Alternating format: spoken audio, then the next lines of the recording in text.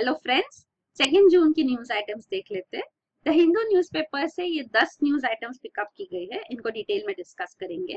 पहली news item है Ramachandra Guha quits as BCCI administrator. तो ये कमिटी ऑफ एडमिनिस्ट्रेटर्स के मेंबर थे। कमिटी ऑफ एडमिनिस्ट्रेटर्स अपॉइंट की गई थी बाय सुप्रीम कोर्ट।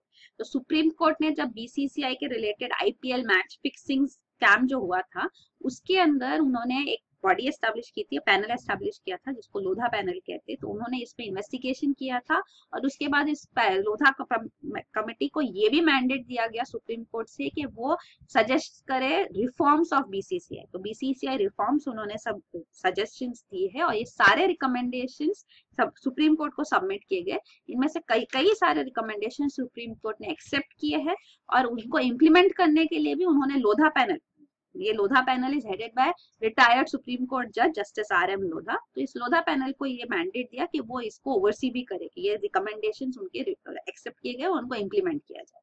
तो लोधा पैनल ने ये सजेस्ट किया कि जो प्रेजेंट बोर्ड है बीसीसीआई का, उनको रिजाइन करना चाहिए, उनको स्टेप डाउन करना चाहिए ताकि नया बोर्ड बनाया जा सके और फिर रिफॉर्म्स को इम्प्लीमेंट किया जा सके। तो ये उनको एक्सेप्टेबल नहीं था। जो बीसीसीआई प्रेसिडेंट थे मिस्टर अनुराग ठाकुर, उन्होंने काफी कोशिश की कि बीसीसीआई में सुप्रीम कोर्ट इंटरफेरेंस ना आए। उनके ऊपर परजुरी का चार्ज लगाया गया। तो परजुरी का मतलब होता है कि आप ओथ पे झूठ बोल रहे हो, मतलब आप सुप्रीम कोर्ट में जुडिशरी में कोर्ट में आप ओथ लेकर झूठ बोल रहे हो। तो परजुरी का चार्ज इसलिए था क्योंकि उन्होंने आईसीसी इंटरनेशनल क्रिकेट काउंसिल को अप्रोच किया। आईसीसी के चेयरमैन है मिस्टर शशांक मनोहर। तो उनको अप्रोच किया गया था कि आप एक लेटर दो कि आईसीसी कहता है कि ये जो सुप्रीम कोर्ट ने बीसीसीआई के लिए रिफॉर्म्स के लिए जो पैनल बनाया है ये इंटरफियरेंस है क्रिकेट बॉडी में, तो ये एक्सेप्टेबल नहीं है। ऐसे करके लेटर उन्होंने मांगा था। तो उन्होंने कोर्ट में मना किया, पर आईसीसी चेयरमैन ने ये एक्सेप्ट किया, हाँ ये इंसिडेंट हुआ था। तो ये उनके ऊपर परजुरी का चार्ज लगाया गया और उनको बीसीसीआई से सैक किया गया और नई बॉडी बनाई गई कमेटी ऑफ एडमिनिस्ट्रेटर्स। तो इसमें 4 मेंबर्स हैं और ये चेयरमैन कमेटी ऑफ एडमिनिस्ट्रेटर्स के former controller and auditor general of India mister Vinod Rai. तो इसमें बाकी 3 मेंबर्स ये थे। और प्रेजेंटली न्यूज ये है कि मिस्टर रामचंद्र गुहा जो एक हिस्टोरियन है और क्रिकेट क्रॉनिकलर भी है, उन्होंने यहाँ से रिजाइन किया इस बॉडी से। तो ये स्पेसिफिक न्यूज इंपॉर्टेंट नहीं है, बट बैकग्राउंड जो है about committee of administrators and Lodha panel वो आपको पता होना चाहिए। तो ये कमेटी ऑफ एडमिनिस्ट्रेटर्स इसलिए बनाया गया कि ये day to day administration BCCI का रन करेगी, ध्यान रखेगी उसका, जब तक कि इलेक्शन होके बोर्ड फिर से नया बोर्ड नहीं बनता। तो ये इनका मैंडेट था। फिर अगला न्यूज आइटम है India's polar ships still a long way. तो ये 1000 करोड़ का पोलर रिसर्च व्हीकल है जो इंडिया अक्वायर करना चाहती है। तो ये पोलर रिसर्च व्हीकल क्या है, ये एक आइस ब्रेकर शिप होगा। तो आइस ब्रेकर वो होते हैं शिप्स जो आइस शीट्स को कट करके आगे बढ़ सके, ग्लेशियर्स को कट करके आगे बढ़ सके। तो ये हम कई टाइम से अक्वायर करने की कोशिश कर रहे हैं। इसका demand national centre for Antarctic and ocean research जो गोवा बेस्ड ऑर्गेनाइजेशन है, यहाँ से आया था। 2014 में इसको गवर्नमेंट ने अप्रूव भी किया, ऑथराइज किया कि ये पोलर रिसर्च व्हीकल वो इंडक्ट करे एज सच। ये मिनिस्ट्री ऑफ अर्थ साइंस के अंदर है, national council for Antarctic and ocean research. तो ये अप्रूव तो हुआ, पर 2015 में जब हमने ट्राई भी किया, ये स्पेन की एक शिप बिल्डिंग कंपनी थी, उनसे हमने स्टेप्स लिए थे, इनिशिएट किए थे ताकि ये पोलर रिसर्च व्हीकल अक्वायर किया जा सके, पर कॉस्ट काफी हाई थे तो तब वो फाइनलाइज नहीं हो पाया। अब ये एक्सपेक्टेड है गवर्नमेंट नया कॉन्ट्रैक्ट निकालेगी जिसके लिए बिडिंग किया जाएगा। तो ये कॉन्ट्रैक्ट में जो लेटेस्ट जो प्रोविजन आया है, make in India policy government ने लाई है, तो वो भी उसमें इंक्लूड किया जाने की एक्सपेक्टेशन है। तो ये मेक इन इंडिया पॉलिसी क्या है कि जब कॉम्पिटिटिव बिडिंग हो रही है तो उसके अंदर सब लोग अगर ज्यादा अमाउंट किए तो सब फॉरेन इन्वेस्टर्स भी अलाउड होंगे। तो फॉरेन बिडिंग इन्वेस्टर्स भी बिड करेंगे, इंडियन कंपनीज भी बिड करेंगी, फॉरेन कंपनीज। तो सारे कंपनीज जो बिड करेंगे, नॉट इन्वेस्टर्स, फॉरेन कंपनीज भी बिड करेंगे और इंडियन कंपनीज भी बिड करेंगे। तो जो लोवेस्ट बिड होगा वो जीतेगा, उनको कॉन्ट्रैक्ट मिलेगा। तो ये इसमें ये मेक इन इंडिया पॉलिसी में ये लाया गया है कि अगर लोवेस्ट बिड फॉरेन कंपनी का है लेकिन इंडियन कंपनी वो बिड पे, लोवेस्ट बिड पे देने को सर्विसेज तैयार है, तो वो कॉन्ट्रैक्ट फिर लोकल कंपनी को ही जाएगा, not to the foreign company. तो make in India, preference to Indian companies, local bidders. तो ये इसके अंदर मेजर प्रोविजन है जो एक्सपेक्टेड है कि इस नए कॉन्ट्रैक्ट में अब लाया जाएगा। और ये हमको polar research vehicle ice breaker क्यों चाहिए, क्योंकि हमारे रिसर्च स्टेशन है इन आर्कटिक एंड एंटार्क्टिक, दोनों polar region, north pole south pole में। तो नॉर्थ पोल आर्कटिक रीजन में हमारा जो एक ही रिसर्च स्टेशन है, first and only research station, वो हिमाद्री। तो हिमाद्री ये स्पिट्सबर्जन स्वालबार्ड नॉर्वे का रीजन है, वहां पे ये आर्कटिक रिसर्च स्टेशन बेस्ड है, हिमाद्री। और जो हमारा एंटार्क्टिक में प्रेजेंटली रिसर्च स्टेशन है वो दो है। जो सबसे पहला रिसर्च स्टेशन था दक्षिण गंगोत्री, 1983 में एस्टेब्लिश किया गया था, लेकिन 1989 में उसको अबैंडन किया गया क्योंकि वो आइस के नीचे ढल गया था, और इसके बाद उसको एक सप्लाई बेस की तरह यूज किया गया। और मैत्री जो सेकंड रिसर्च स्टेशन हमने बनाया वो 1989 से फंक्शनल है। अब हम चाहते हैं कि उसको रिबिल्ड करें ताकि एटलीस्ट अगले 25 इयर्स और उसका लाइफ रहे। तो ये मैत्री रिसर्च स्टेशन है। और जो थर्ड लेटेस्ट रिसर्च स्टेशन हमने बनाया वो है भारती, जो 2013 में एस्टेब्लिश किया गया। तो एंटार्क्टिक में 3 थे, लेकिन अभी दक्षिण गंगोत्री फंक्शनल नहीं है, तो मैत्री और भारती ये 2 रिसर्च स्टेशन फिलहाल एंटार्क्टिक में। तो ये फिर अगला न्यूज आइटम है India Russia ink nuclear plant pact. तो prime minister Narendra Modi Russia में विजिट पे है, हमने डिस्कस किया था, 6 डे टूर था, 4 नेशन टूर। तो यहाँ रशिया में जो अग्रीमेंट हम एक्सपेक्ट कर रहे थे फाइनलाइज हो, तो वो साइन किया गया। ये है कुदनकुलम न्यूक्लियर पावर प्लांट का अग्रीमेंट। तो यूनिट 5-6 यहाँ पे और आगे और यूनिट्स भी लाए जाएंगे, तो रशिया ये प्रोवाइड करेगी, उसके लिए अग्रीमेंट साइन किया गया। तो यूनिट 1, 2, 3, 4 अग्रीमेंट्स तो फाइनल हो चुके हैं, अब यूनिट 5-6 के लिए भी अप्रूव किया गया। और एक जो अनाउंसमेंट हुआ वो ये है कि इंदिरा 2017 ये first time tri service joint military exercise होगी। जॉइंट मिलिट्री एक्सरसाइजेज इंदिरा होती है इंडिया और रशिया के बीच में, लेकिन ये पहली बार ट्राई सर्विस मतलब आर्मी, नेवी, एयरफोर्स तीनों सर्विसेज की एक्सरसाइज होगी इंदिरा 2017। फिर इवन कमाउ टू 26 मिलिट्री हेलीकॉप्टर्स का को प्रोडक्शन होना है, इवन जॉइंट फ्रिजेट्स भी जॉइंटली मैन्युफैक्चर किए जाएंगे। तो ये सब भी अनाउंस किया गया। फिर और एक पॉइंट जो हमने रशिया से के साथ लिया विजन डॉक्यूमेंट में साथ में इंक्लूड किया गया वो ये है कि cross border movements of terrorist को एंड करना चाहिए। तो ये टारगेटिंग पाकिस्तान हम चाहते थे कि ये इंक्लूड हो, तो ये विजन डॉक्यूमेंट में इंक्लूड किया गया। फिर अगला न्यूज आइटम है फाइल रिटर्न्स और फेस कैंसिलेशन, एनजीओस टोल्ड। तो ये एनजीओस को डेडलाइन दी गई थी 14 जून की। तो ये 14 जून तक उनको अपना annual income and expenditure record submit करना है। अगर नहीं करेंगे तो उनका जो लाइसेंस है एफसीआरए एक्ट के अंदर, फॉरेन कंट्रीब्यूशन रेगुलेशन एक्ट के अंदर, वो कैंसिल किया जाएगा।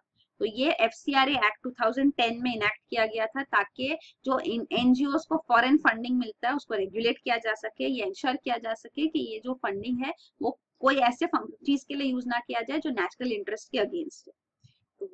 तो ऑलरेडी गवर्नमेंट ने अराउंड 7,500 एनजीओस के लाइसेंसेस कैंसिल कर चुकी है पिछले 3 सालों में। तो इनके ऊपर यही एलिगेशन है कि इन्होंने अपना इनकम एक्सपेंडिचर स्टेटमेंट सही से नहीं प्रोवाइड किया था, ये था। लेकिन अभी जो इनको टाइम दिया गया है तो इसमें क्लैरिफाई किया गया है कि जो एनजीओस को हमने रजिस्ट्रेशन कैंसिल किया है for violating provisions of FCRA act, कि उन्होंने एफसीआरए एक्ट के प्रोविजंस को वायलेट किया, उनके लिए एप्लीकेबल नहीं होगा डेडलाइन कि आप रिकॉर्ड्स अपडेट करो। तो ये एग्जांपल है Greenpeace, even Islamic research foundation Zakir Naik के, एंड सबरंग ट्रस्ट, ये सारे ऑर्गेनाइजेशंस अराउंड 1300 और ऑर्गेनाइजेशन है, इनका रजिस्ट्रेशन नहीं रिवाइव किया जाएगा। फिर अगला न्यूज आइटम है LIGO strikes again, detects third binary black hole merger. तो ये LIGO है, laser interferometer gravitational wave observatory. तो ये क्या होता है, यहाँ पे ये जो लेजर सोर्स होता है उससे ये लेजर वेव इनिशिएट होता है, यहाँ पे बीम स्प्लिटर होता है। तो ये इससे बीम स्प्लिट होती है और ये 2 टनल्स आप देख सकते हैं, इसके थ्रू ये लेजर बीम पास होती है। तो ये स्प्लिट होके यहाँ पास होती है, यहाँ पे मिरर्स है जिसकी वजह से ये रिफ्लेक्ट होके बीम वापस आती है और यहाँ पे ये डिटेक्ट किया जाता है। तो ये जो LIGO है तो ये ग्रेविटेशनल वेव ऑब्जर्वेटरी है, तो ये ग्रेविटेशनल वेव्स को डिटेक्ट करते हैं। मतलब कैसे होता है, ये जो ग्रेविटेशनल वेव्स होते हैं वो क्या होते हैं, तो ये एक्चुअली इवन अल्बर्ट आइंस्टाइन ने अंडर थ्योरी ऑफ रिलेटिविटी इनके बारे में बताया था कि ग्रेविटेशनल वेव्स जो ये सेलेस्टियल बॉडीज है, जैसे 2 बड़े ब्लैक होल से बार्बल शेप जो व्हर्लिंग बॉडीज होती है, ऐसे घूम रही है जो बॉडीज, तो वो बॉडीज की वजह से ये रिपल्स डेवलप होते हैं स्पेस में, ये स्पेस टाइम में रिपल्स जनरेट होते हैं और ये रिपल्स मूव होते हैं और वो अर्थ तक हम तक पहुंचते हैं, तो इनको ग्रेविटेशनल वेव्स कहते हैं। तो ये ग्रेविटेशनल वेव्स जब यहाँ से पास हो गए तो ये जो बीम्स दोनों आएगी तो उनके अंदर डिफरेंस होगा और वो डिफरेंस की वजह से आप देख सकते हैं जैसे यहाँ दिखाया गया है, तो ये डिस्टॉर्टेड वेव जब आएगा मतलब कि ग्रेविटेशनल वेव पास हुआ है तो उससे ही ग्रेविटेशनल वेव डिटेक्ट किया जाता है। तो ये दो LIGO ऑब्जर्वेटरीज है यूएसए में, हैनफोर्ड और लिविंगस्टन में। तो ये अराउंड 3002 किलोमीटर अपार्ट ये दो ऑब्जर्वेटरीज है जहां से ग्रेविटेशनल वेव्स डिटेक्ट किए जाते हैं। और अब तक ये तीसरी बार है कि ग्रेविटेशनल वेव डिटेक्ट किया गया, और ये तभी डिटेक्ट किया गया क्योंकि दो बड़े ब्लैक होल्स मर्ज हो रहे थे, तो उसकी वजह से ग्रेविटेशनल वेव्स जनरेट हुए और डिटेक्ट हुए। तो इवन ये दो ऑब्जर्वेटरीज है वो सफिशिएंट नहीं है क्योंकि पूरे अर्थ के सरफेस को कवर करने के लिए एटलीस्ट 3 ऑब्जर्वेटरी चाहिए नॉन कोलिनियर डायरेक्शन, ऐसे 3 नॉन कोलिनियर। तो इसलिए थर्ड ऑब्जर्वेटरी यूएसए ने प्रपोज किया था इंडिया में भी, तो उसके लिए डेवलपमेंट्स चल रहे हैं। तो इंडिया ऑलरेडी इंडियन साइंटिस्ट ये LIGO ऑब्जर्वेटरीज यूएसए में भी फंक्शन करते हैं, तो इंडियन कॉन्ट्रीब्यूशन भी यहाँ पे है। और इंडिगो करके इंडियन ऑब्जर्वेटरी स्टैब्लिश की जाएगी, तो हम भी मे बी 2024 ये फंक्शनल हो जाएगा। और इवन यूरोप का भी ऑब्जर्वेटरी है LIGO ऑब्जर्वेटरी, उसका नाम है वर्गो। तो ये वर्गो ऑब्जर्वेटरी इटली में बेस्ड है, तो ये भी फंक्शनल हो जाएगा बाय 2017 एंड। तो ये रिगार्डिंग LIGO है। तो ये ग्रेविटेशनल वेव्स डिटेक्ट करते हैं। तो ये आप देख सकते हैं, ये जो बीम स्प्लिटर उसको इंटरफेरोमीटर कहते हैं। तो ये इंटरफेरोमीटर से जब बीम्स मिरर से रिफ्लेक्ट होके कंबाइन होते हैं, बाउंसेस ऑफ द मिरर, और ये कंबाइन होते हैं, तो यहाँ पे जब कंबाइन होने में कुछ डिफरेंस नहीं आता है तो वो लाइट वेव्स कैंसिल हो जाते हैं और कुछ नहीं डिटेक्ट होता। पर अगर ग्रेविटेशनल वेव पास हो रहा है तो वो ये डिस्टॉर्ट करेगा इनको, और इस वजह से यहाँ पे डिटेक्शन हो जाता है। तो ग्रेविटेशनल वेव्स डिटेक्ट करने के लिए LIGO होते हैं। तो ये इंडिया में भी एस्टैब्लिश किया जाएगा, वो यहाँ पे मेंशन किया गया है। तो geographically India is the best place, right distance from US observatories, इसलिए इंडिया में एस्टैब्लिश किया जाएगा। और ये प्रिसिजन टेक्नोलॉजी है जिसका हमको बेनिफिट भी होगा, क्योंकि सिर्फ अंडरस्टैंडिंग सेलेस्टियल ऑब्जर्वेशंस करने के लिए नहीं है, पर जो प्रिसिजन इंस्ट्रूमेंट्स इसमें यूज किए जाते हैं उसको हम प्रिसिजन इंजीनियरिंग इंडस्ट्री में भी यूटिलाइज कर सकते हैं, तो हमारे लिए यूजफुल होगा। तो ये थर्ड था डिटेक्शन। तो ये ग्रेविटेशनल वेव जैन 2017 में डिटेक्ट हुआ, पहला था इन सितंबर 2015, सेकेंड दिसंबर 2014, और अब ये थर्ड था। और एक और चीज जो मेंशन की गई है यहाँ पे वो है एस्ट्रोसैट के बारे में। तो एस्ट्रोसैट जो हमारी सैटेलाइट है जो हमने सितंबर 2015 में लॉन्च की थी, तो ये एस्ट्रोसैट सैटेलाइट भी हमारा स्पेस ऑब्जर्वेटरी। तो ये स्पेस ऑब्जर्वेटरी ने भी एक रेलेवेंट सर्च किया, सेंसिटिव सर्च किया for X-ray flashes, short range short duration X-ray flashes भी जनरेट होते हैं जब ऐसे ग्रेविटेशनल वेव्स फ्लो होते हैं। तो उसके लिए उन्होंने सेंसिटिव सर्च भी किया पर कुछ डिटेक्ट नहीं किया गया। तो एस्ट्रोसैट के बारे में भी आपको पता होना चाहिए। तो ये एस्ट्रोसैट भी बताया गया है यहाँ पे। तो ये हमारी सैटेलाइट जो है सितंबर 2015 में लॉन्च हुई, तो we became the 5th nation और 5th स्पेस एजेंसी जिसके पास स्पेस ऑब्जर्वेटरी है। तो ये यूएसए, रशिया, यूरोप और जापान की स्पेस ऑब्जर्वेटरीज, अब India has its own space observatory. तो ये स्पेस ऑब्जर्वेटरी में मल्टी वेवलेंथ ऑब्जर्वेशंस भी हो सकते हैं अलग अलग एस्ट्रोनॉमिकल ऑब्जेक्ट्स के एक सिंगल सैटेलाइट के थ्रू। तो ये एस्ट्रोसैट है, इसके सोलर पैनल्स है यहाँ पे। फिर अगला न्यूज आइटम है US will withdraw from Paris climate deal says president Donald Trump. तो ये हमने कल भी डिस्कस किया था कि एक्सपेक्टेड था, पेरिस क्लाइमेट अग्रीमेंट भी हमने डिटेल में डिस्कस किया। तो अब ये अनाउंस किया गया है यूएस प्रेसिडेंट डोनाल्ड ट्रम्प, जो एक क्लाइमेट स्केप्टिक है, मतलब वो बिलीव नहीं करते कि climate change man made activities की वजह से होती है, बट ये नेचुरल फिनोमिना है, नेचुरली हो गई, तो वो मैन मेड रिस्ट्रिक्शंस ना लाए जाए, तो उससे अमेरिकन इकोनॉमी को अफेक्ट होता है, अमेरिकन के जो कोल सेक्टर माइनिंग सेक्टर है उसको अफेक्ट होता है। तो इसीलिए वो चाहते हैं कि कोई रिस्ट्रिक्शंस ना हो, और इवन वो पेरिस अग्रीमेंट को पार्शियल मानते हैं। तो डिफरेंशिएशन एक की है इन क्लाइमेट चेंज अग्रीमेंट्स, क्योंकि डेवलप्ड कंट्रीज और डेवलपिंग कंट्रीज को सेम स्केल पे आप कंपेयर नहीं कर सकते, प्रोविजंस नहीं ला सकते, क्योंकि डेवलप्ड कंट्रीज ने ऑलरेडी इंडस्ट्रियलाइजेशन कर लिया है, इतना सारा कार्बन एमिशंस कर लिया है, और वही मेजरली रिस्पॉन्सिबल है अभी ग्लोबल वार्मिंग के लिए। और उनके एमिशंस अब पीक होके फ्लैट हो गए, अब उनके एमिशंस इंक्रीज नहीं हो रहे, इतने नहीं हो रहे। पर जो डेवलपिंग कंट्रीज है वो अब पीक हो गए उनके एमिशंस, वो अभी भी डेवलप हो रहे हैं, इंडस्ट्रियलाइजेशन इंक्रीज हो रहा है, तो इसीलिए हमारे एमिशंस को अब सेम लेवल पे आप कर्व्स नहीं ला सकते। तो वो पॉइंट ऑफ डिफरेंशिएशन जो होता है वो हमेशा होता है। इवन पेरिस अग्रीमेंट में भी हमने कल डिस्कस किया कि डिफरेंशिएशन है, तो वो कहते हैं ये पार्शियल है। इवन इंडिया चाइना के को भी फंडिंग दी जाएगी, डेवलपिंग कंट्रीज को फंडिंग दी जाएगी, तो वो भी एक प्रोविजन है। तो वो चाहते हैं कि हम क्यों फंडिंग, तो जो नेशनली डिटरमाइंड कॉन्ट्रीब्यूशन इंडिया ने भी जो सबमिट किए, तो वो भी कंटिजेंट है कि हमको फंडिंग मिलेगी, टेक्नोलॉजी ट्रांसफर मिलेगा, तो ही हम क्लाइमेट रेजिलियंस ला सकते हैं। तो उसको भी यूएस क्रिटिसाइज कर रहा है। और वही है, इसलिए वो चाहते हैं कि या तो पेरिस अग्रीमेंट रिनेगोशिएट किया जा सके इसके प्रोविजंस, या तो वो क्विट कर देंगे। तो रशिया एक कंट्री है जिन्होंने पेरिस अग्रीमेंट को रेटिफाई नहीं किया है, और यूएस विड्रॉ कर लेगी तो दो लार्जेस्ट इंडस्ट्रियलाइज कंट्रीज होगी वर्ल्ड की, जो बड़े एमिटर्स है, वो इसमें से ऑप्ट आउट करेंगे।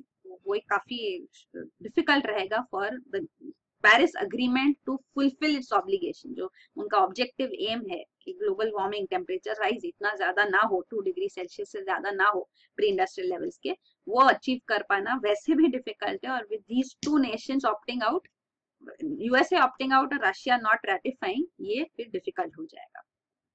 फिर अगला न्यूज आइटम है Saudi Russia detente heralds new oil order. तो ये सऊदी अरेबिया और रशिया दो बड़े 2 लार्जेस्ट ऑयल एक्सपोर्टर कंट्रीज है। तो सऊदी अरेबिया ओपेक मेंबर है, ओपेक जो कार्टेल है ऑयल एक्सपोर्टिंग कंट्रीज का, तो organisation of petroleum exporting countries, और Russia is not a member of OPEC. तो ये दो नेशंस एशिया में राइवल्स है, ऑयल एक्सपोर्टर्स और राइवल्स है। तो ये कभी कॉपरेट नहीं किए इन्होंने, जिसकी वजह से इनकी राइवलरी की वजह से जो बिग कंपनीज है या बिग कंट्रीज है जो ऑयल इंपोर्ट करती है काफी सारा, इंक्लूडिंग इंडिया, हमको बेनिफिट होता है, क्योंकि दो राइवलरी के बीच में उनके वो कंपटीशन करते हैं, तो कंज्यूमर्स को बेनिफिट होता है। तो ये जो है अब दोनों कंट्रीज साथ में आ रहे, तो प्रेजेंटली भी उनके साथ ज्वाइंट अग्रीमेंट किया गया और डिस्कस कर रहे हैं कि एशिया में वो कैसे फंक्शन करे, ताकि जो Asian markets specially India, Indonesia, तो उसमें वो कॉपरेट करे। तो ये एक नया डेवलपमेंट अब हो रहा है। इवन दिसंबर 2016 में एक अग्रीमेंट किया गया कि कैसे हम ऑयल अपना प्रोडक्शन रेगुलेट कर सके, ताकि ऑयल प्राइसेस को हम कंट्रोल कर सके। तो ऑयल प्राइसेस जो है वो मार्केट डिटरमिन्ड होती है, ग्लोबल ऑयल प्राइसेस होते हैं, तो मार्केट में आप प्राइस चेंज नहीं कर सकते, लेकिन आप सप्लाई को आप चेंज कर सकते हो, क्योंकि डिमांड तो स्टैटिक होता है ऑलमोस्ट। तो सप्लाई अगर चेंज होगा, अगर सप्लाई कम होगा तो डिमांड को मैच नहीं करेगा, तो प्राइसेस फिर हाई हो जाएंगे, और अगर सप्लाई ज्यादा होगा तो प्राइसेस कम होंगे। तो ऐसे करके वो स्टेप्स लेते। तो यहाँ यूएसए में शेल ऑयल प्रोडक्शन काफी इंक्रीज हुआ था। तो ये 2014 में जब ये डेवलपमेंट हुआ, तो उस वजह से ऑयल का डिमांड कम हो गया, क्योंकि शेल गैस अब प्रेजेंट था। तो वो उसको कंपटीशन देने के लिए, क्योंकि शेल गैस ये न्यू टेक्नोलॉजी है, तो वो थोड़ी कॉस्टली रहेगी, तो उसको कंपटीशन देने के लिए सऊदी अरेबिया ने स्टेप्स लिए थे और ऑयल प्रोडक्शन इतना इंक्रीज कर दिया था कि ऑयल प्राइसेस काफी कम हो गए, ताकि वो शेल गैस को खत्म कर सके, उनको बढ़ने को ना दे सके, वो अनवायबल हो जाए और वो ना बढ़ सके।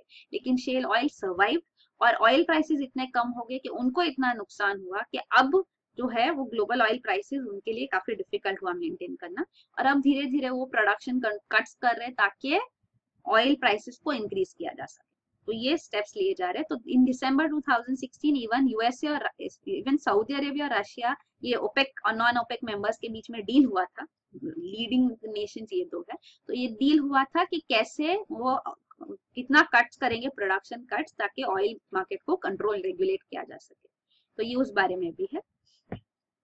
तो यही है, तो अब उनको एशियन मार्केट में भी वो कॉपरेट करेंगे, ये प्रेजेंटली ये न्यूज है।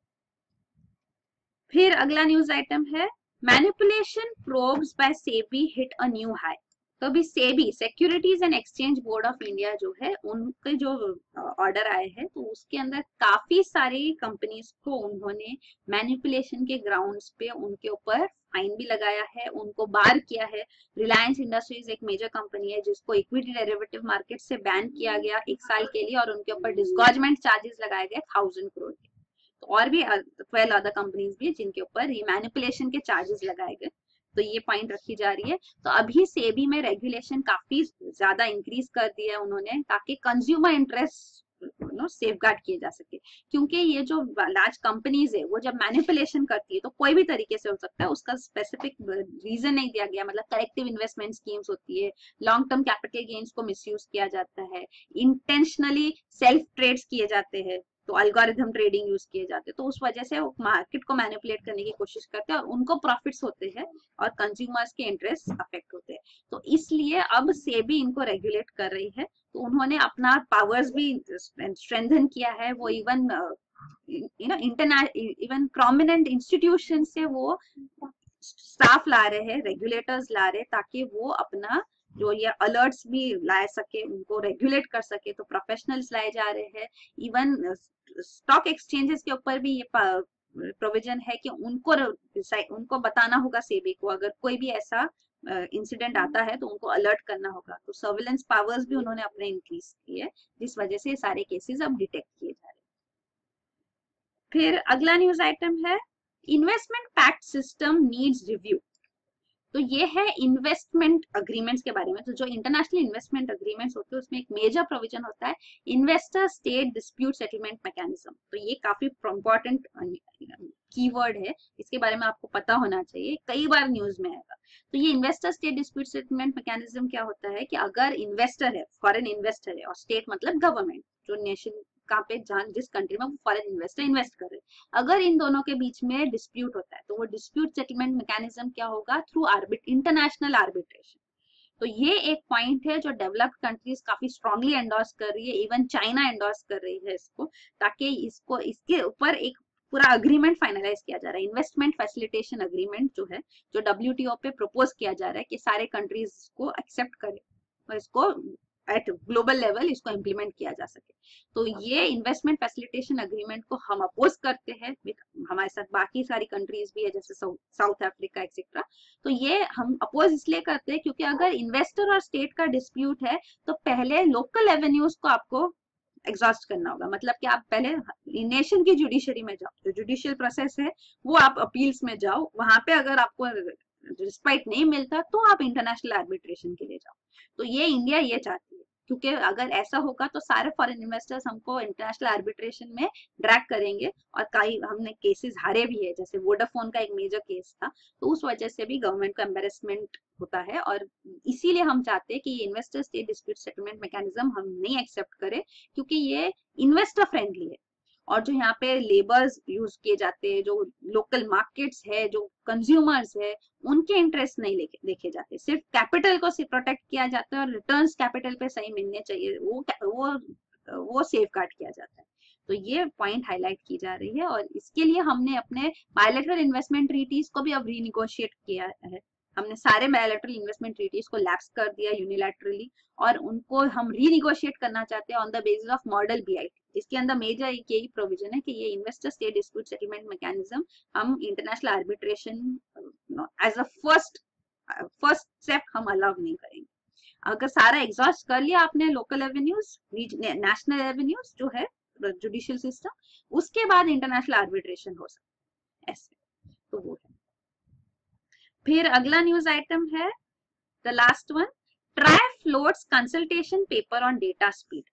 तो TRAI telecom regulatory authority of India, जो रेगुलेटरी बॉडी है, उन्होंने अभी कंसल्टेशन पेपर सामने लाया है on data speed under wireless broadband plans. तो जो टेलीकॉम कंपनीज ये वायरलेस ब्रॉडबैंड प्लान्स लाती है, तो उसके अंदर सर्विस प्रोविजंस को क्लियरली डिस्क्लोज नहीं किया जाता। मतलब कि अगर आप सर्विसेज दे रहे हैं, ब्रॉडबैंड सर्विसेज दे रहे, तो उनके अंदर क्या स्पीड होनी चाहिए, डेटा स्पीड के बारे में डिटेल्स नहीं होते हैं। तो काफी सारे कंज्यूमर्स कंप्लेंट्स आते हैं, कंज्यूमर्स डिससेटिस्फाइड है।